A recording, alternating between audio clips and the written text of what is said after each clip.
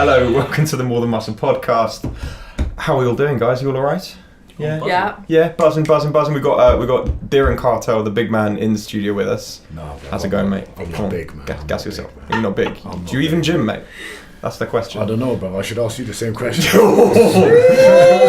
like where this podcast is going. I've been called skinny by Diren twice in the last 20 minutes, so I feel like I've got to do some cardio. He's taller. I said slender. Okay. He's way taller. Slender. Really? Yeah. That just reminds me of when I hear the word slender, I just think of Slender Tone, isn't it? I went to prom and I got asked if I was Slender Man. Was that just got wearing a suit. Oh, come on. What was it like going to prom on your own? Oh, mate. it was, and I wasn't on my own. Okay, my mum went with me. All right, moral support in that. Dude, just so some people can get to know you, I've got a couple rapid fire questions, and we're all going to immediately judge you based on your answers. Okay, sweet. Really nice and simple, one-word answers, which is squat, bench, or deadlift. Squat. Nice. Sex, love, or money? Whoa, that's a long pause. That's a long pause. Now, money, put that away. No, money. No. Sex and love can be. Yeah, you can only have one. You can have platonic love. You can love your nan. Platonic. What's love. Probably love. Nah, sex, man. Andy, you're in a long-term relationship. And what, brother? Yeah, and he deserves a medal for that. Yeah, well done, bro. Takes his left hand to bed every night. Come on now. Constraints-based coaching and that. Big arms or big legs? Big legs. All day. You got Eddie Hall or Thor? I think that's next week, isn't it? Thor. Oh, really? Okay. Yeah. Okay, you've seen too much Game of Thrones. No, Back in that. Eddie Hall. I've got nothing against Eddie Hall, but I see him selling some stuff at one point, and I was just like, "Come on, man!" When he's endorsing McDonald's and My Protein and that, I'm just kind of like, See how lean he is now. Something. It's mad. Yeah. He shreds, isn't it? Bro, the amount of calories them guys are on. It's mad. It's ridiculous. He went on this like Good Morning Britain or something, and he was talking about his diet, and they were saying, and he just told everyone, who's like, "This is not a healthy way to live. Like you will die if you eat this diet." You know what's but mad? people will watch that and be like, "Oh, I can eat that." You know what's mad? I'm still gonna do it. Me and Nat were watching one of his series, and he was doing like a man versus food. He never finished anything. He couldn't finish. He's like, it was actually hard for him, which I was surprised about. Yeah, I would think that I could definitely eat more than I just think, whenever I think of guys like that, I just think what the shit looks like. Oh. It's like, you know, like when you have a big dog, that's a lot of shit. But how does he even imagine like stopping at a petrol station? How does he even get in the cubicle? Like, yeah, custom toilets, mate. Honestly, imagine the toilet. wedge through. Wow. this has got dirty real quick. Last one for us, Darren. Dream training partner, dead or alive? Dream training partner. Oh, that's a good question. You know, you sent a brief, innit? Yeah, I said, I knew you wouldn't read this. Andy never reads We mine. don't. I've been quite slack actually this season. Come on Back now. to write them. Dead or alive. I write so I can steer things a little bit. It's more for me, to be honest with you. It's just, Dead or alive.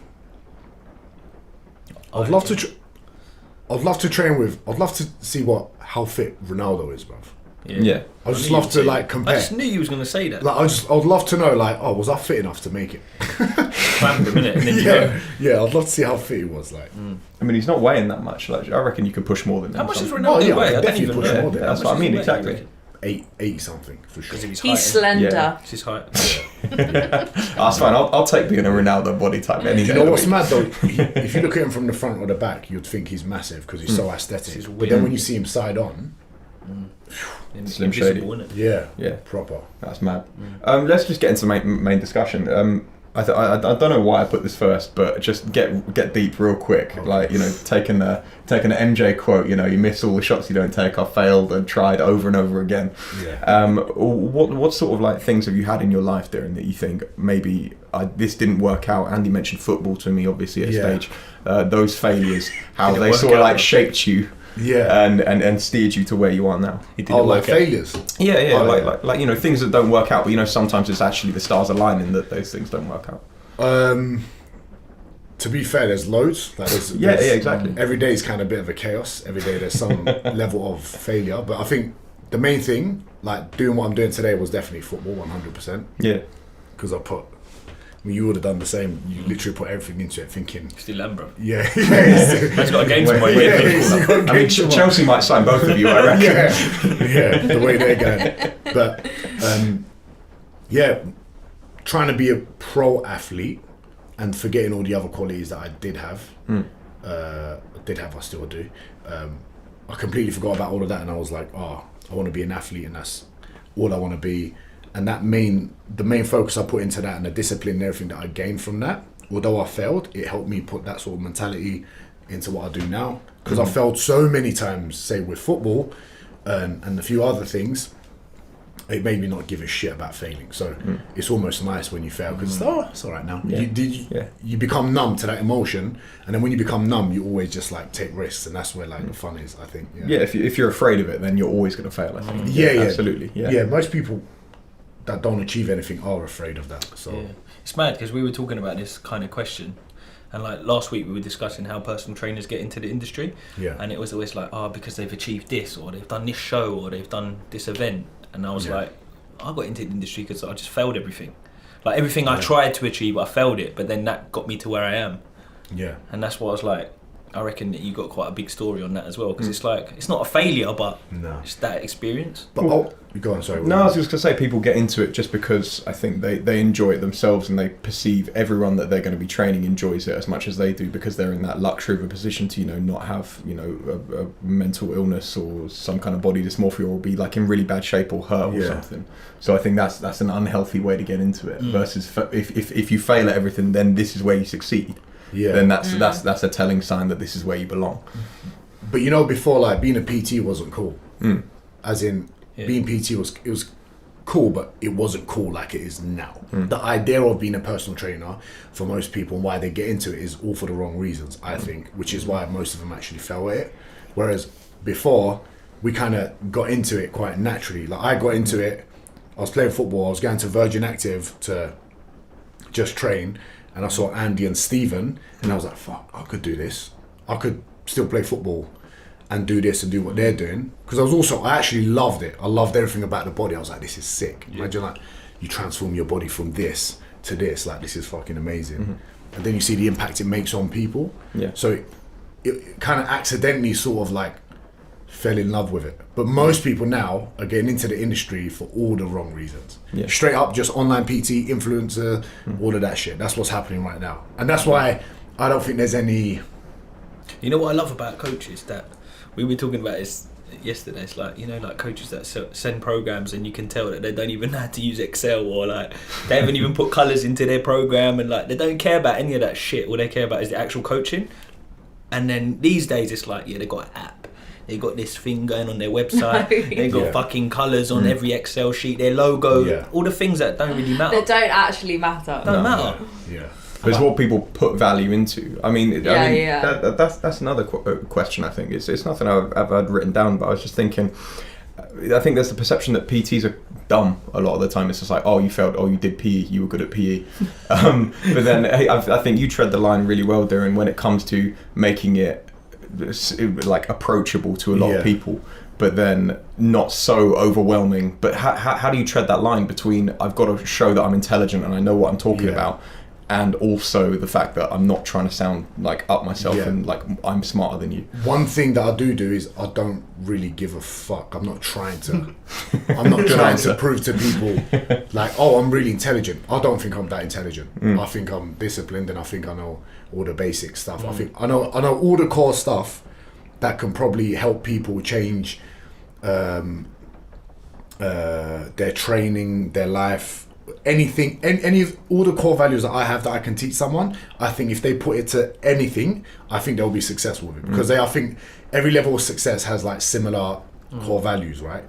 But the people that do think that about personal trainers, you can't really blame them, because most of them are fucking stupid. Absolutely. It's social intelligence, isn't it? Like, it's just understanding what's in front of you, and how can you bend yourself a little bit to make them understand where they're coming from, where you're coming from, rather than just being so bookworm that they're like, I don't even know what you just said.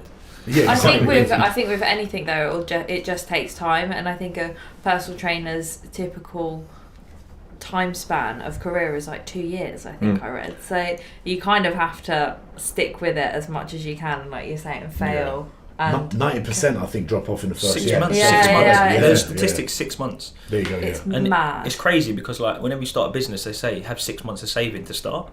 and that number correlates. It's like because most people don't actually start a business when they start Maybe PT. They're just like, I'm here. Yeah, I think that's what roll. it is. Like, it sounds really good. You can charge quite a lot per hour. You can go home. You can have a nap in the day if you want, and then that's it. And then I think after 6 months, they think. But also, I think it's a defense mechanism to make yourself sound really smart. Because that's like a shield to make people believe in what you're saying, but actually you're pushing people. It's more like a radiation. You're pushing people away because as sooner you realise that, the more customers you'll relate to. I think that is all that is, bro. That is all that trying to wow someone with a word. We used to say, innit, trying to swing your dick around. That's what everyone's doing. That is what definitely everyone's doing. And then it's funny because then when I've had personal trainers like kind of try and put me on the spot with a big word. I said, what the fuck does that mean, bro? Yeah. Oh, so you mean just like progressive overload? Yeah. So that's 2 words, bro. Is that you know what I mean? So is that what you're trying to say? Yeah. Cool. So why are you trying to sound so smart? Yeah. Are you trying to make me look stupid? Yeah. And that's what it is. That's what they're doing. Do you know what I mean? Yeah. People trying to put each other down with it. I mean, you look at, like, I've had people come to me and start training with me, and they've said, oh, my old trainer told me this. And I could have been in the position to say, that's dumb. Why the hell are you doing that? There's no point in doing that. I'm gonna just say let's just try it like this. Let's use my method because I think we're in an industry where you feel like you need to shit on people to prove that you're better. I'll be honest. I do sometimes say that. Yeah. Only because that person needs to hear that confidence from you to believe you. Yeah. And the other thing is. The industry is like that because it's full of egos, full of big egos. It's full of egos and it's saturated. It depends as well. Insecurities. I think it comes down to social intelligence again. It's like knowing what's in front of you because some people that will work and then some people they'll think you're a dick and then they're like, I ain't listening to you either. They put up a shield and it's like, I think if people lived life more, they might be better at coaching. That's that's the thing that you don't want to stunt your growth with by saying you're expert. If you put yourself on a pedestal, which everyone does on socials, it's like I'm an expert, I'm the best at this. Once you put yourself on that pedestal, you actually stunt your growth as a coach because you're no longer living life anymore because everything's a defense mechanism of you not showing your insecurities. You're not open for progression. Like Jamie, clip that for the clip. Boom, there you go. Joe Rogan's got Jamie in it there. He's like, they clip that. we got Tom, bro. You know what I'm saying? Oi, Abby! But like, if you don't live, then how are you, like when you get life coaches, for example, and I remember this happening when I was 12, isn't it? Yeah, exactly. It's like, I remember, don't disrespect my side hustle, Andy. when I was in Australia, and it happened in Oxford Circus as well, like people like putting life coach in their bio. I'm like, bruv, you don't even pay rent. You're in your 20s. You think your 40-year-old client that works for Barclays that's making what 150k a year needs your fucking advice? Do you know what I mean? And it's mad because the ego or the ego or whatever they've created themselves to be actually thinks that they can change that person's life when they haven't lived. It's a leadership gap as well. It's like I feel like as I get older, I get closer to my demographic because my life, my experience level is getting closer to their relatability. So that leadership gap narrows. They believe everything you say. So, I'm excited to hit 30 next week. Is that when it is? But it's on Monday, I'm going to be 30 on Monday. And I'm excited because then I'm going to start getting deep. And when someone says something, I'll be like, yeah, I've lived for 30 fucking years. And that's why I can give that advice. No. But like, I feel like in your 20s, when you say some things, it's fitness-wise cool. But then if you start dropping like... bars about life and all that stuff, people are like, you're in your 20s, man, you haven't really lived. But whereas when you hit 30 and you've experienced a lot of things, I think people it's weird like listening to us to talk about this because obviously you're under 30, but we were once at that age. And I remember I thought everyone in their 30s were like, what did I used to call them, the 30 crew, everyone who's lost in life, the 30 made in life, they're still I remember. But we're that age now, but we're now speaking about it from experience. It's weird to hear like different age groups, different levels. Everyone could be coached. I just think it's the whole mindset of like growth. You shouldn't stunt yourself by saying you're an expert because you never will be. Yeah, you either have a growth mindset or what's the other? I don't know. Shit mindset. Shit mindset. So it's either that or the other. And if you're not open to any of that, you're dead. You're dead. There's well, if you're not learning, like what are you doing? Moaning. You know what I mean? Probably. Exactly. Usually they're moaning, isn't it? Moaning, hating. Usually. Or putting people down. Yeah. They usually happen. Try and boost themselves. Yeah. Yeah. for sure. I mean, you talking about like hating and stuff like that. Yeah. Like with online stuff, Diren. How do you potentially deal with people that come after you about, you know, especially with everyone's an expert these days. Like People coming after you saying, oh, actually, the form things you're saying that's wrong. And my second and the follow up just does that translate to real life? Like, have people got the stones to come up and say that to you in person, or are they just a bunch of keyboard warriors? Yeah, I know you wish you did. That's what he's glowing now. He's glowing. I wish it. No, because I don't think I'll talk about anything that I don't know. Yeah. Or I'm not comfortable talking about. Just and even if I was, mad. Well, you should blame yourself for that.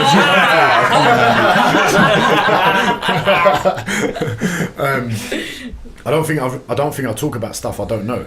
And even if I was talking about more like complex topics that sometimes need bigger words, sometimes maybe I can't be as articulate as I want to be, which can sometimes create some barriers or misunderstanding from an audience that gives them the opportunity to shoot at me to try and take me down, because people are waiting for that. Yeah, people are want, waiting for people anyone want to do that. Yeah, exactly. So it's a David and Goliath situation. Like they want to take a shot. Yes, now I got him. Fuck him. Bang, bang, bang, bang. But and if they say anything, I either, before I used to bite back hard because it was entertaining, and it still is entertaining, but I try not to waste my energy on. It depends on who it is, what they say, and if I need to say something about it.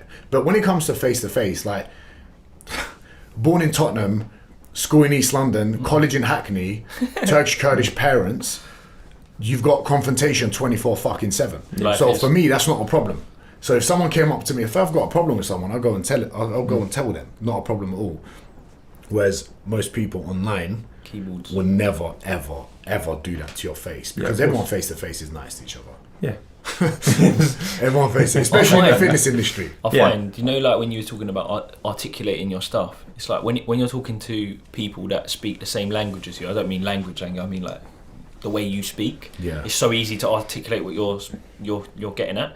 But when you feel like someone's maybe above you or posher than you or speaking in a different way, it almost slows you down because you're trying to think of a different way when you're best just saying it the way you know. And exactly. But sometimes I don't get the respect from those people because of the way I speak. And I know that for a fact, because I remember I did a B2B seminar in Scotland, and when I came off stage, one guy came up to me and he apologized to me. And I was like, oh, Diren, I just want to say sorry. I was like, why? He goes, man, I totally misjudged you from like the way you speak, the way you are online. I didn't know, like the way you spoke today, I didn't know you had any of that. It's crazy, isn't it? First thing I thought inside of me was like, fuck you, blood. I want to slap you in your face. That's what I want to do. Because it was like frustrating. I'm like, you judgmental prick, man. Yeah, it's hard because you know? they already have a perception of what you are, so you almost have to like work harder. Yeah, but so when you're there, exactly, without you even knowing. Yeah, but it's harder for him to relate to me because he probably he fears what he don't understand. So he probably wouldn't understand a North London or an East London boy, or even know how to maybe communicate with him. Yeah, it's because it's not linear. You need to tell him it's not linear. Multi-directional.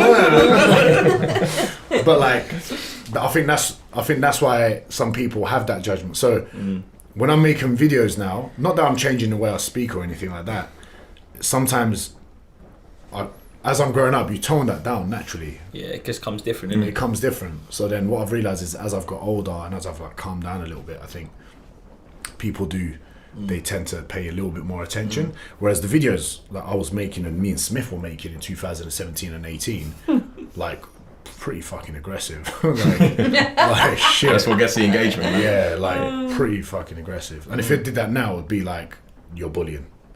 It's mad because the space has changed, that's all. People's changed. The world's changing. It's always changing. And you gotta like consistently attempt new things. You know what's mad? Do you ever go on every morning I go on Facebook memories, bro. Some of the things I say, bro. If my client saw me then, I'd be shut down straight away. I'm like, what does that mean? Yeah, well, a lot of influencers now, like their management. They're getting really called out on like Twitter and from stuff that they've said years and years ago. So before, like some of these people, if you're like a big influencer right now and they're releasing, I don't know, maybe a book or something, like they would go check the backlogs for sure because people go looking. People go looking. Even at the time where, remember when Kevin Hart was going to do the... I was going to say the exact same thing. It was the Oscars, wasn't it? Was it the Oscars? Yeah, I think so. He said something about gay people. Yeah, it was a homophobic joke, but I mean, I mean, he's a fucking comedian. Yeah, I mean, it's his job. You're not mocking gay people. You're mocking the idea of homophobia. Context, isn't it? Like text doesn't always tell you how it's supposed to be said. Yeah, Twitter's not exactly the best source for And they asked him to apologise, and he was like, no, because he was like, that was me then, and I've grown from that, and that was a part of my journey. So he goes, I'm not going to apologise just to go on stage for. That was that then, isn't it? Yeah, exactly. Yeah. But again, it's consistently changed. But you're always going to get hate, and I think if you do, I think you're doing well. So, people only start shitting on you when you're doing something right. Yeah, absolutely. So you talk Eddie Hall size shits, isn't it? Honestly, mate, I think I'd have to knock you out. Be buried. Yeah. About your heritage as well, you just touched on it briefly, but talk to us a little bit about that and about how that kind of shaped you, and you obviously talking about coming over to the UK and stuff like that, and what that was like growing up, and what influence you had from that, and where that sort of like shaped you now. Well, I was born here, but no, was it your parents came? Yeah, my parents were political refugees. They were Kurdish political refugees, but Turkish passports, Kurdish background. They came in the late 80s. And then I was born in Tottenham in 1992, but that moment of time, everyone was fucking coming over, especially from that region. Do you know what I mean? Yeah. All the Greeks, Cypriots, Turks, Kurds, all chuck them in North London, innit? That's why all the best food is in North London. Yeah, exactly. That's where the best food is there. But from that's definitely shaped me very differently in a way where, when I moved to, especially Southwest London, or met some of the boys that I know now and that I work with, complete different culture, because. And I think that's why, to be honest, I think because of my cultural background, I think that's why I've got good emotional intelligence. I think that's why I'm a good coach, because my family, they had to thrive with personality and I guess body language and whatever, because they didn't actually have the language or the technical skills that was required to get a job. So you had to be likable, and I think it probably was just a natural way that they evolved, and I evolved in a way where I've got all those qualities with English, and the skill is coaching, personal training, or a sport, and then delivered it like that. That is definitely my culture, and my parents, obviously. Culture, yes, but then most importantly, mum and dad's and family background, because they're all. And I was chatting to this with my cousins the other day. All my male cousins, I don't think any of them are employees. They will do their own thing. They're all self-employed. They're all self-employed. Brown envelope ones. Yeah, because I can't imagine anyone telling them what to do and them listening. But they'll go hustle hard to make it their own. You know what's crazy? Not so much with my parents, because my dad was here by the time he was 2, so he speaks perfect English. But certainly with my grandparents, what you find is that at a lot younger age, you helping your parents do stuff that you would never do at that age because they couldn't speak English or read and write English. So you're doing like adult tasks because you're the translator, and you've not even left primary school yet. Yeah. So I feel like that has a big influence on your confidence when you actually do become an adult, because you've been doing it all along. Oh, mate, and I think this is why when I was in school and in college, my tutor at the time, I used to get along with her so well at like 16. Because I was way more mature than the other 16-year-olds, and she knew that. She picked up on it, and I think that's why she told me to be a coach. She was like, Diren, you should do personal training. She made me. She was a weightlifter. She made me go into personal training. I remember this one time, the head of the sports department, South African guy. Was he South African? No, he wasn't. He was an English guy, but he didn't like me. He didn't like me because he knew I was smart like that. Yeah. And I remember this one time, and I knew he didn't like me for no reason, and he used to try and pick on me, but I remember this one time I called him out, and I knew where he would go on holidays. I said, listen, sir, if you want to call me out in front of the class, that's fine, but let's not pretend why you really go to Thailand every half term. I was like, I know why you go. I've travelled the world, so we can talk about that here in front of the students. Oh, he went red. But he was fuming. Yeah, I got kicked out of class straight away. Yeah, he was fuming. That's brilliant. But I picked Walked out with your middle fingers up, mate. Yeah. That's got to be a meme. Boom. Yeah. I think you should post that. Yeah, but like even I was having a conversation with one of my other friends. He's an immigrant, and he was like, "Sorry, man, I can't come jets later today." He goes, "I'm meeting my uncle and his wife to talk about sorting their marriage out." He's in his 20s, right? And he goes, "This is why we mature at 5 fucking years old, because we're consistently dealing with this sort of shit when you're growing up. When you're ringing O2 up to sort the phone bill out for your mum, and you're 5. Because if you notice, like, and I don't know, like, and tell me if I'm wrong, I feel like sometimes in certain cultures, people shut their emotions. They don't talk about anything. Yeah. Do you know what I mean? They don't say anything because they're scared of the outcome. Yeah. So therefore they hold back and nothing happens. Whereas if you're fighting, screaming and shouting, there's care and emotion and it comes out and you deal with it. Yeah. Whereas other days you start block. Yeah. Do you know what I mean? I think the best coaches are always made from something that was potentially made them stand out in a negative way at school. So for instance, I don't know, I've always sounded like, I don't sound a thing like any of my family.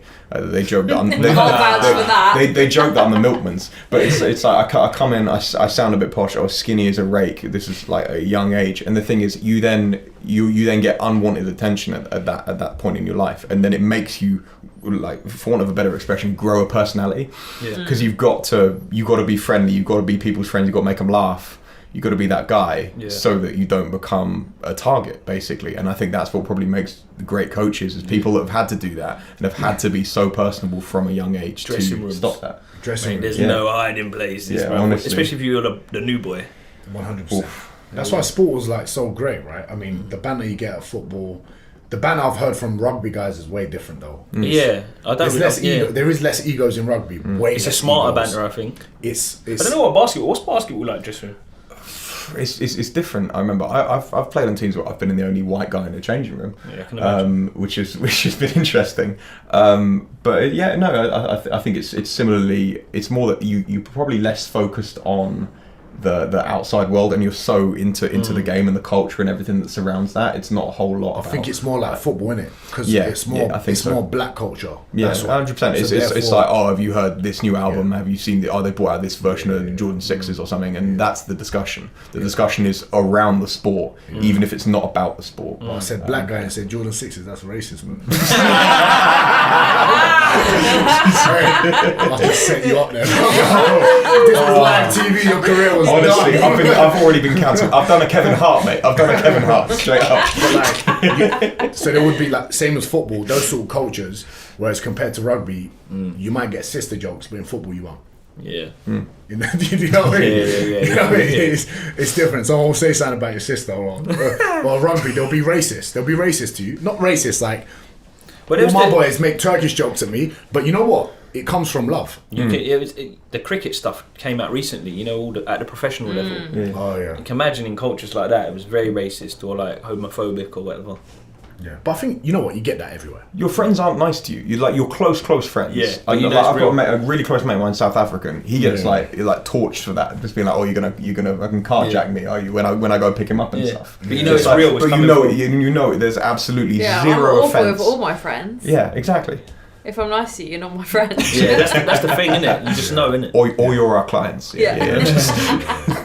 Oh no, I banter my clients too. I was ripping into one of my clients actually the other day on Zoom. He had the headphones on, and I had like 120 people on a Zoom call, and he had the thingy headphone on. Oh, the Madonna mic. Yeah. Brittany. I was like, Bren, what are you doing? You trying to sell toner to everyone, bruv? What the fuck? What are you trying to sell?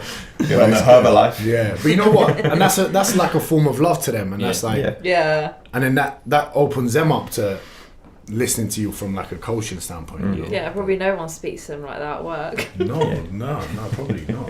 Definitely no PTs. That's why we get venting though. Like all of my clients come in, they're stressed from their work. They feel like they can actually be real with us, which is really refreshing. So they're actually having a proper discussion and saying, oh, this has been going on. This has been stressing me out. Fucking Sandra in accounting, what a slag. I get some people. I get like a guy comes in and he bitches to me about his wife, and then next thing his wife comes in. Oh yeah. When you train couples, that's the best, honestly. Life coach. I think, and it's mad, I think sometimes a lot of coaches, what they need to realise is like the session is about the other person, so it's not about you. Talking. Yeah. Oh my god. And just listen. 100%. And when you listen, it's mad how much more they respect people open up to. I say to a few clients, it's like Hot Ones. Have you seen that? It's like when people exercise, they open themselves up to like letting things slip and go, because they're almost like in a state of delirium, where they're not like focusing on what it is they're saying to you, and they're just like letting all this stuff out, and that gives you that personal connection with them if you're actually listening. Because then you bring it up the next session. This is why jiu-jitsu is fucking amazing, because you're getting beat up. You're at your most vulnerable state, which is why jiu-jitsu people, you see each other on the street, you're like, what's going on, bro? You know, it's like, it's a different sort of love. We saw them all at your show. They were up in the corner and they were loving it. You could see them, all their expressions, everything. Because they're like, I know, how well do you know Diren? Well, we fucking choke each other out. And we sweat on each other's mouths. During COVID. And then we also do jiu-jitsu. Yeah. I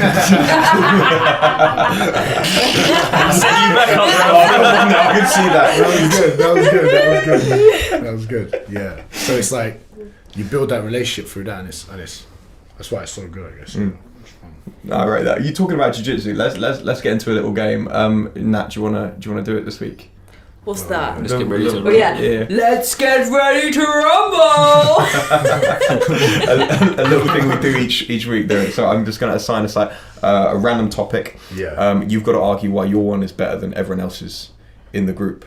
So yours is Herbalife. So we've done things like so the topics are Nat. You're back in capoeira, which is I think Brazilian dance fighting.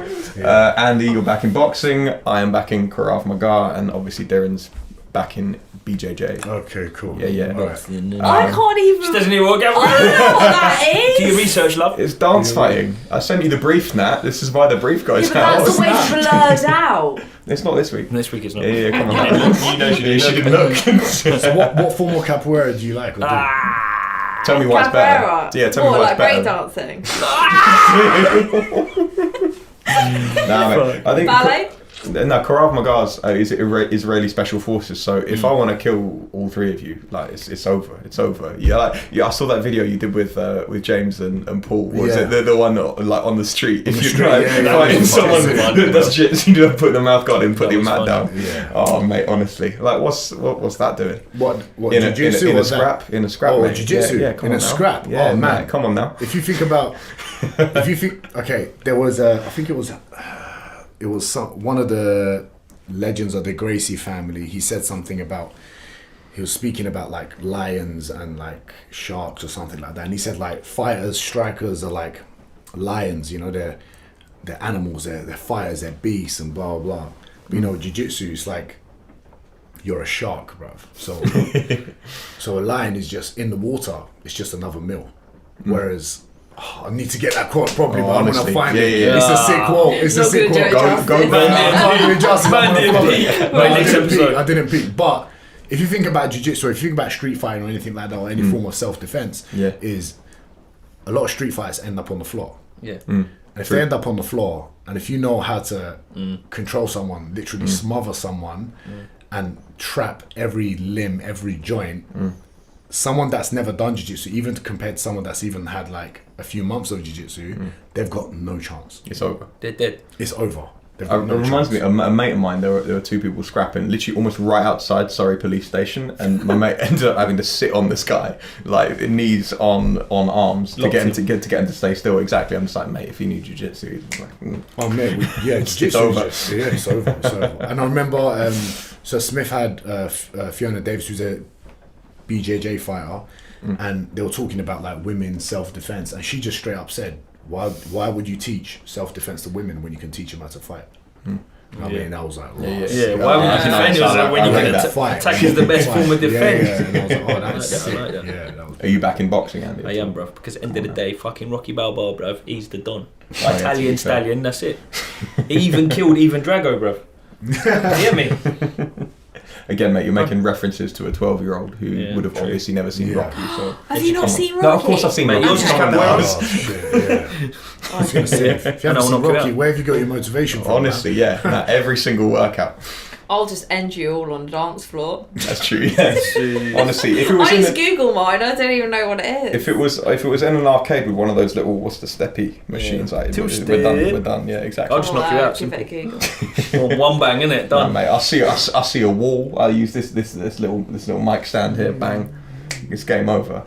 Israeli style. We were having this conversation like Bali last time. The jiu-jitsu guys were having it with like the strikers. Oh yeah. And the striking coach was like, he was a Kiwi guy, and he was like, "Yeah, bro, you come for those double legs, you're gonna catch some hands before you get to me, bro." You know, but because those guys are quick. Man. Yeah. Quick. Like you can be tiny, and if you're a good striker and you connect at the right place, gone. Done. Sweet spot. Hit that chin. Done for. I'm not sure who won, but in honour of you winning your silver at your first comp, Diren, I'll say it was you. Gold at the next comp, though. The next comp, I was saying silver in his first ever comp. I think that I don't know which one are you more gassed about, Diren? To be honest, I'm more gassed at the fact that I'm fighting heavier guys and beating them. Yeah, he went up a category. Yeah, oh, it was mad. Yeah. Basically, he was like, I need to dial down, and then he was like, I ain't fucking dialing down. Yeah, I'm going up a category. I wanted the normal croissant for breakfast. I didn't want to think about it. I was just like, I'm just going to rock up and... Nat said the same thing the other day. She was like, I ain't going down a category, I'm going up a category. Fuck dieting. There's my inspiration. Because don't you reckon like the stress of like thinking about that? I know, and I've got my birthday coming up, and I want to get in. Oh wow, I've actually entered into a lower category, and I'm thinking that's going up a category. Yeah. Beast mode. Do it. But I mean, I saw just on your Instagram a little while ago, Diren. I'm going to butcher this pronunciation, but what was it like training with Mauricio Gomes? Mauricio Gomez. Mauricio Gomez. Yeah, Gomez. That's balls that up, didn't I? But what kind of sets apart an expert like this in BJJ, aside from like your everyday guy that does it, or maybe he's even been doing it for a couple years, or something like that? What can you take from a guy like that? Let's compare it to say a sport like football. His son is the Ronaldo of jiu-jitsu. Mm-hmm. He's the all-time greatest. His son is the all-time greatest, and that's his dad, who has been training a lot longer than him. Yeah, who taught him a lot. Yeah, married into the Gracie family and learned jiu-jitsu from Hojo's granddad, who's one of the original guys that come from Brazilian jiu-jitsu. The Gracie family. The Gracie family are known to be fighters anyway. Yeah. So these are the sort of guys back in the favela and all that, were the guys that would go into other gyms, fight people to prove jiu-jitsu is better. Which is mad. So even when they moved to London, and he was actually telling me, he's actually going to come on my podcast as well. When he first came into the UK, he told me that there was only like one black belt in jiu-jitsu. So people would come to his first gym that he opened up and be like, I heard you can spar here. So he's saying, I remember I had a 6'6" security guard from Birmingham, 150 kilo guy come in to spar, and he's 85, 90 kilos. And he's like, have you got a gi? Just bang him up, bruv. But then he was like, you get the ultimate respect from these people, and you just build a mad connection. That's why I like jiu-jitsu so great. But he is, again, they're all coaches, right? Yeah. And they've all lived. So the way they coach you, the way they talk to you, and the way like they get your respect, and even if you didn't get their respect, they'll get your respect by beating you up. There's no other way. Invoice you. You don't listen. Yeah, exactly. You don't listen to me. Not a problem. Well, I'm just proving to you I'm way better than you. Because with coaching, it's hard to do that. Jiu-jitsu, if you're getting banged up by someone, you get banged up. You're getting banged up. But then it's like there's some sports. For football, for example, you don't necessarily need to be that good, but you can hide it. You can put a front on and have a decent game. Always. I guess on the mats. They know where your weakness is. They're going for it. You can't hide. No hiding. There's no hiding. It's one-on-one. That's why I like strength training, because it's like you can't just turn up to a barbell and stick the weight on and do it. Depends where you're at, but it's like it depends. Like there has to be a story behind how you got to that number. You can't just turn up and put it on your back. You can't pretend. Yeah, that's what I mean. That's interesting, proving that you know your stuff, like in terms of BJJ versus coaching, like, you know, because obviously, you know, you've not got Janice who's like, you know, maybe pushing some fives. You're not going to slap on 100 kilos and rep it out in front of her and be like, why aren't you doing that? Well, I think that's like the best form of not proving, but like, kind of proving to people that, I can show you because I've done it. Yeah, I was going to say, in coaching, like you don't do it like that, but you are your business card. So people watch you and they gravitate towards you because you're good at what you do. And so if it's weightlifting, if it's jiu-jitsu, if it's basketball, people that have an interest to that, if you're doing well in it, they're going to ask you questions on how you've done that. Yeah, absolutely. You know what I'm saying? Like the only reason I went to Andy for help years ago when I was PTing in Oxford Circus was I saw him and Stephen do their thing on the gym floor when I was 17. So I was like, oh, I've seen them do it. I've seen them do their S&C PI. What was it? It was a polyquin thing. It was a BICP at the It was time. a polyquin thing at the time, and I'm like, oh, I would love to learn all that stuff. So why bother doing the course when I can just do one-on-ones with him and just learn from him? Yeah. You know, because I saw him do that.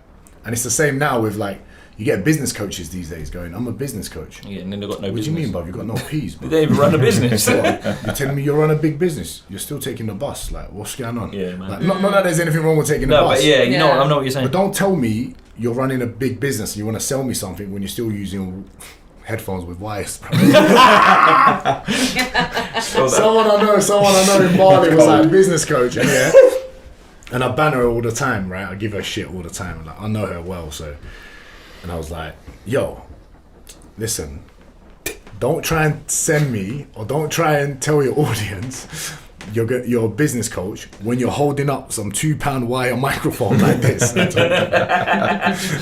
like, why would I give you my money? Why would I give you? It's like going to a barber and them having a shit haircut.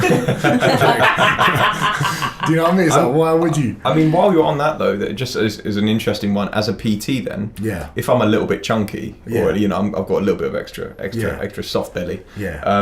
Then are you going to listen to me? Because like, you know, there's if you're talking about me, but just say it with chest, innit? Mate. No. I'm just saying in general. Like, I could be talking about Andy. But I'm saying versus like, you know, mate boy down the road who's got like a 12-pack. Does that make him a better coach than you? The answer is no. But then obviously there's that perception I think that a lot of people have of, the biggest trainer there is, he must be the best trainer there is.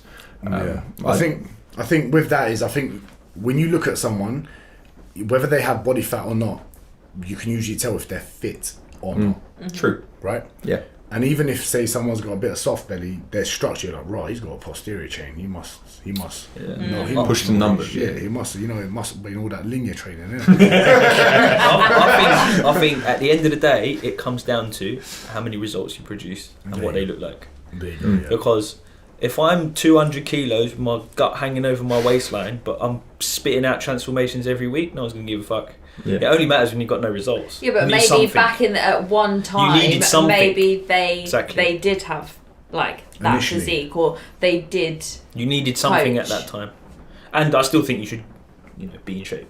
Oh yeah. I think you can't be out of shape. Because I think if you love training, there's a level. Yeah, exactly. You got to practice what you preach to an extent. I think absolutely. Yeah, I definitely think so. I think I don't know, when I first got into PT, I remember bikini comps were the thing. I feel like they're not really anymore because honestly, people seem past you're welcome. Thank God for that. My man killed it. No, and I remember going into the gym and it was like all the girls, they all had for their DP like WBFF. And I was thinking, fashion. How am I gonna, if I want to be a successful PT, how am I gonna do that? I wanted to do one for banter and put on a lot of body fat and then go on stage. Wow, that's what I feel like needs to be done. I'll be right behind you, Diren. So I'll come on with my belly hanging out and they'll be like, what the fuck? Why don't we all do it? So then I was thinking, how am I gonna, because obviously I need to get clients and obviously I need to look lean for that. Luckily I never, the only bikini I wear is on the beach. I remember I was training in a group gym. I was off seeing a friend somewhere, and I just banging out my workout, and then I just saw this woman randomly sat up next to me, opened like this little bag and took out like a pair of glass heels. And then she literally spent about 20 minutes strutting up and down next to me while I'm doing my sets. And I was like, that's probably the hardest bit though for them. It's walking, honestly. And if you notice as well, and maybe a lot of bodybuilders, I think the people that are naturally got good physiques, it's way easier for them to do bodybuilding because I don't think they have to stress as much when like cutting, putting on weight, all of that stuff. Because you know when you got abs, you're just banging weights, putting on muscle, whatever. But if you're a female that's not genetically, I think, lean-ish side, then you're looking at a lot of trouble going into bodybuilding, which happens very often, and they fuck up their cycle and all that stuff. But the worst bit is, not the worst bit, I think most people that go into bodybuilding are actually taking the focus off their real problems in their life and putting it into that one specific thing that thinks they're gonna solve their actual issue. Which is why most of them are fucked. Usually I just think as well. it's like a glorified anorexia. Yeah.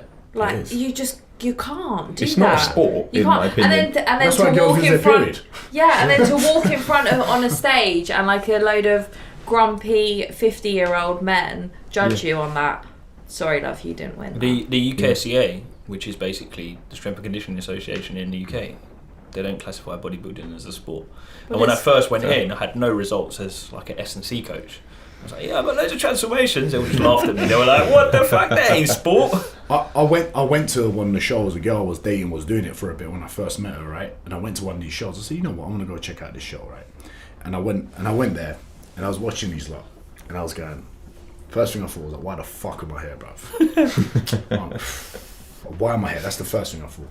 The second thing I thought, and the second thing I actually told some of the people there, and they looked at me like I was a fucking idiot, is I said, you know what's mad?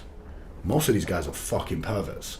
All these photographers here taking these photos of you lot, making you bend forward and backward. They're at home having a fucking wank with your photos, and you don't even fucking know. You know, there's been stories. There's been a few stories of, I'm not going to name names, but famous, in that industry, famous photographers. And they've like I know had what you're talking about. Yeah, you know who I'm talking about. They have them in their like places like this, and they're like taking photos of them, and they're like molesting them, or they're like perving over them, and it's like raw. Yeah. Fucking hell. I remember this. I'm thinking, bruv, this guy is some 55-year-old weirdo, and I'll know he's a weirdo from the way he from his trainers. But From his trainers. What trainers tell you someone's Bruv, it was like wrong? Merrill's or something. Merrill, Vibrams, isn't it? 5 fingers. You know what them fingers are for, blood? It was like in this warehouse, and they're all doing the same fucking pose. I'm like, this guy's not creative. He's not being creative. He's doing this to get these photos of you, and he's probably selling to some brother in Saudi Arabia. Cause you don't even know. I swear to God. And people thought I was like, Diren, you're so over the top. I said, no, you're just fucking stupid. But then the people, well, I won't say everyone, but a lot of girls, especially doing those shows, will be insecure. So I think like men will just jump on that. It's mad though, because like I've worked with some that channel it in the right way, and it's awesome as well. It's just because there's no like finite, you know, if you sprint quicker than you did yesterday, we know definite that you're quicker than yesterday. There's a winner and a loser. Yeah. Because it isn't in this sport. It's like your perception in the mirror changes based on your emotional state that day. Yes. And that's where the difficulty lies. Yeah. But and if you look at like bodybuilders, the OGs I think are the old school ones. The ones that hide their bodies when they train. I think they're doing it because they love it. Yeah.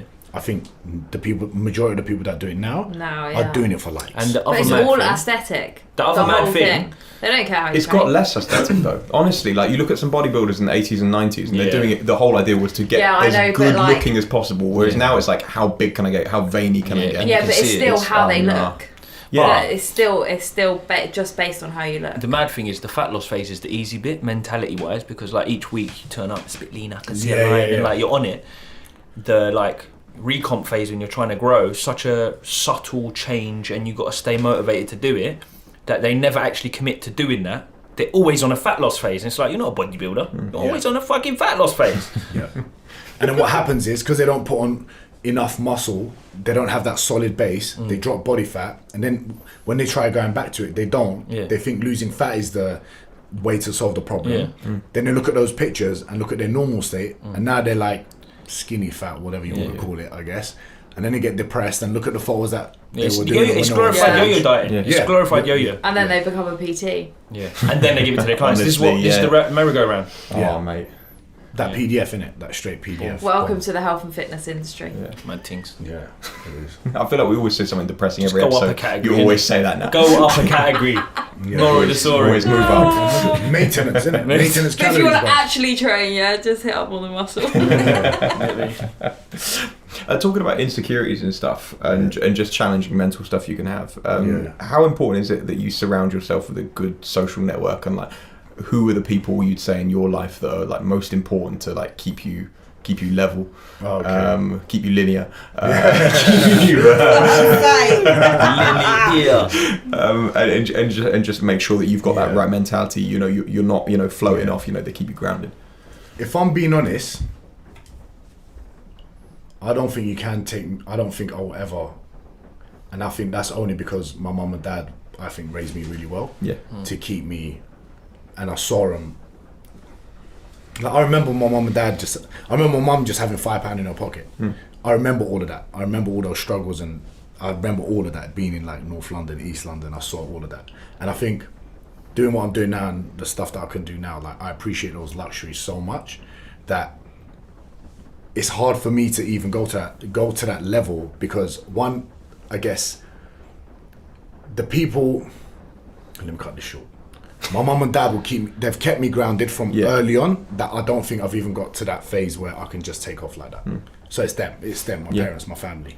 My friends as well, banter-wise, for example, I unfollowed everyone on Instagram the other day, right? Yeah. Absolutely everyone. I didn't want to see anyone on my feed. It's fucking unbelievable. It's so nice. It does bad things to your mind, absolutely, yeah. So all my close friends were giving me shit, bantering me, going, you think you're fucking Kanye West? Or like Alima and that. He's like... Diren East, innit?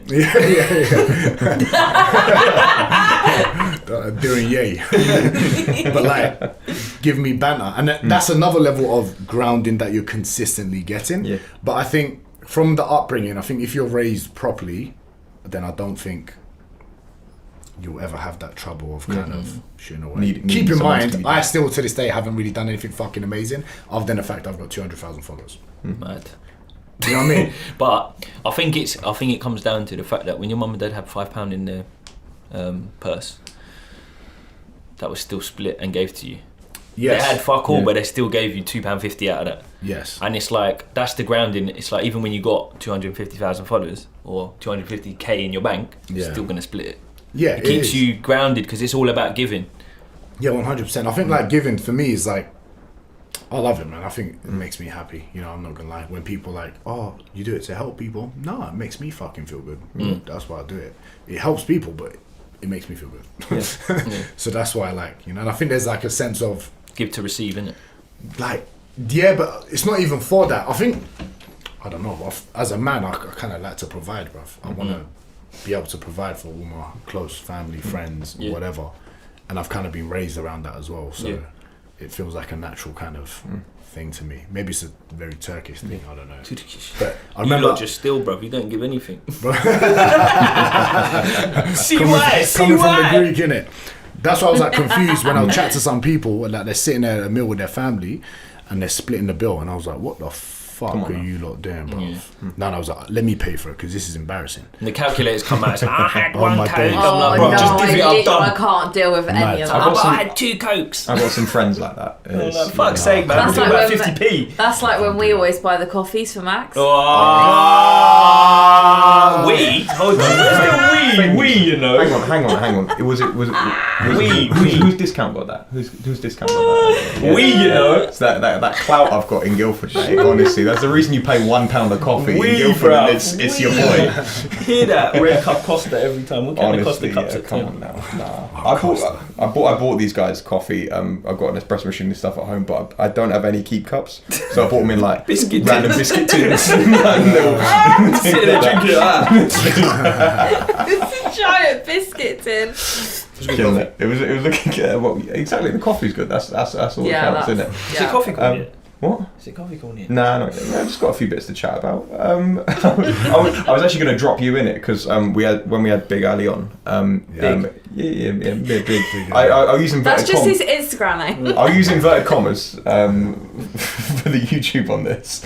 But he asked Andy if he's better at football than you, and Andy said, "You already know." Oh, if Ali's better than me? No. Ali asked if Andy's better than you, and Andy was like, "I actually don't know." But I'm still playing. What are you doing? I don't know. You know. I don't know. I don't actually play. I've never actually played with you. We played a few times at training, I think in North London. Yeah. With Stephen and that. Yeah. A few times. But there's no doubt that I'm 100% better. Yeah. Let him know that. I've got a game Max, tomorrow. have you ever watched Andy play football? I have, yeah. I'm there for fight. And that's Honestly, it. yeah. And he's like this with his traps. Also Like, scratch. Yeah, honestly. Andy They're always literally trapped doesn't, like that. he doesn't even move. He like stands in the corner moving and on. shouts Is this- and is so aggressive. Yeah. Someone's got to do it, innit? Someone's got to do it. Bro, have you seen his dad on the sidelines, bro? Oh, man. Yeah, but does. You talk about his upbringing, bro. Your dad knows everyone in Turkish football, bro. He is the fucking chairman. How's your training going with Andy at the moment as well, Diren? yeah, it's good. Yeah. It's not on You and don't off. have to say it's good, by the way. No. That's fine. I know you're on the Andy's podcast and training, that. Andy's training's the best. There's two Yeah. people I go to when it comes to like training principles. Is Andy and my guy Graham Morris in Australia. Both like comes from like performance background. Both are very good coaches because they understand people, and I learn from them because they communicate well with me and they get me. You know, Yeah. so. In that sense, it's great because anytime I have a question or if I doubt something, I'm like, let me ask Andy, or if it's nutrition, I'll ask maybe someone else. Let me ask Andy to make sure I don't sound like a dickhead, just to be sure, to be sure. Yeah. And it's nice to have that, you know. Yeah. And he knows it comes from a place of, it's not like, oh, I'm trying to take what I've got from him and do it to my mass. It's a place of like Repurpose it. development. Yeah, I've always exactly. been like that. It's like, yeah, It's a exactly. pyramid scheme, isn't it? Yeah. And you're at the bottom of the pyramid. I'm at the bottom of the pyramid, blood. But like, And where's that put me, mate? Oh, fucking- but the training wise, it's hard because at the moment when I'm doing so much jiu-jitsu, mate, you're You're everywhere, consistently yeah. sore.